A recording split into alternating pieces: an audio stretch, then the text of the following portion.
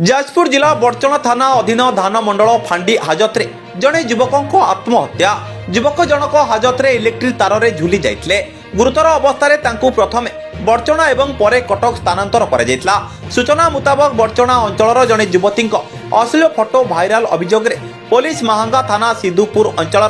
ईश्वर सेठी बयस 24 को धरियाणी धान मंडल फांडी हाजत रखिता। तेबे युवक जनक आज हाजत बेकरे इलेक्ट्रिक तार बांधी स्काईलाइट रे झुली जाइथिला। गुरुतर अवस्था प्रथम आंबुलांस जोगे बड़चना मेडिकल रे भर्ती करा जाइथिला। सेठारे अवस्था गुरुतर हेबारु तांकु कटक स्थानांतर करा जाइछि। सेठारे तार मृत्यु घटिथिबा सूचना मिलिछि। एनै जाजपुर एसडीपीओ सूचना दैचंती। अन्यपटे ईश्वरंकु पुलिस हत्या करिछि बोली परिवार पक्षरु थाना रे अभियोग करा जाइछि। ब्यूरो रिपोर्ट सूर्यस्त न्यूज। देखिक आसलु भाई भल थिला कथाबार्ता आम संगे कला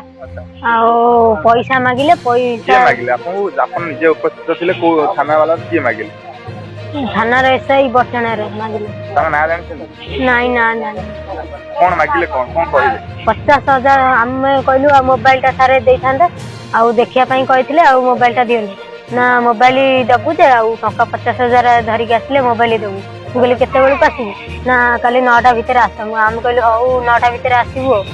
आसला बेलू काली दिन में देखिक आसलु राति बेला 9टा 10टा बेलू मांगा थाना रू आसिक पुलिस कहते आ तुम पुओ सीरियस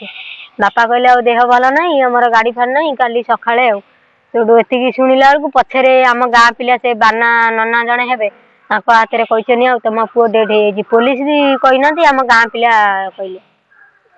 एबे आपण गलेनी रेड बोर्ड पाखु गलेनी देखिलेनी नहीं आमे जाइनु एबे आपण कहउछंती आपण पुलिस मागिले 50,000 टंका एबे कोन चाहुछंती केवली भाव आपण भाई की जेमि मार देले थाना बाडे बाडे आपण जाइथिले देखिले कोन केवली भाव देखिले कोन जम केवल टर्चर दिया जायतरा बाडे की सब फटे फटे देथिले भाई भी कांदिला कहला आ बाडे चनी मु कहले हौ कांद ना आ आमे भी देखिछु फाटी फुडी जायतला सब फुली फाली जायतला को जगह से बाडीथिले को बोले हाथ गोड़ को सब बाडैथिले मुंह पुओ सब फुली जायतला। अच्छा आ देखिक आसलु भाई की आम बुझे सांत्वना देके आसलु आम कहलु आ तू था आम पैसा काले नहीं के आसले तते नहीं की जीवु आ घर को नहीं जीवु आ से हमर गोटे ईश्वर सेठी बेली महांगा थाना एरिया रो ताको हमर बड़चना थाना केस नंबर 5/23 रे अणा हितला काली तो इन्वेस्टिगेशन पे अणा हितला तो से जेतोले सुसाइड अटेम्प्ट कला ताको इमिडिएटली आम नेलु बड़चना को तापरे से जाइतिला कटक रेफर हितला तो ड्यूरिंग ट्रीटमेंट तार एक्सपायर करिगला कर सारा पर आमर जहाँ एनएचआरसी रो गाइडलाइंस अच्छी जड़े सीनियर डीएसपी तांकर इन्वेस्टिगेशन करुछंती आ से कंसर्न एग्जीक्यूटिव मजिस्ट्रेट प्रेजेंस रे ऑल दी इनक्वेस्ट पोस्टमार्टम सब वीडियोग्राफी हम तो जहाँ गाइडलाइंस अच्छी से अनुसार सब फॉर्मालिटीज करा जाबो। मृतक परिवार पक्षर एपन थाना रे अभियोग होईछि कि लिखित आकार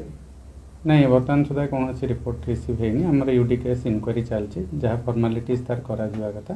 सेटा करा जाय। पुलिस रो सर प्रिलिमिनरी इन्वेस्टिगेशन कोन कहछि प्रकृत मानसिक चाप रे मरछन ना आ लगा किछि सेटा इन्वेस्टिगेशन इंक्वायरी सरला पर हम क्लियर कट कर पार जेतोले से अटेम्प्ट कले हेतोले कोन थाना के नथिले कि कर्मचारी